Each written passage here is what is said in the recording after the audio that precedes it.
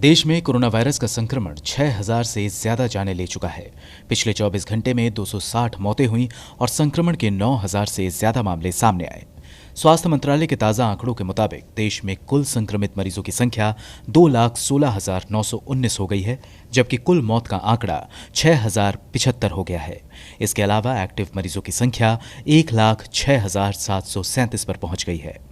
Corona virus के संक्रमण में ये अब तक का सबसे बड़ा उछाल है। पिछले 24 घंटे में संक्रमण के इतने ज्यादा मामले दुनिया के किसी देश में नहीं आए। नए आंकड़े सामने आने के बाद भारत और इटली के बीच फर्क बेहद मामूली रह गया है। अगर रफ्तार यही रही तो महज 2 दिन में भारत में इटली जैसे ज्यादा संक्रमित मरीज होंगे।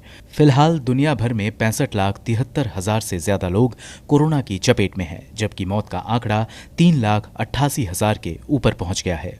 19 लाख संक्रमित मरीजों के साथ अमेरिका सबसे ऊपर बना हुआ है, जहां अब तक 1,09,000 से ज्यादा मौतें हो चुकी हैं।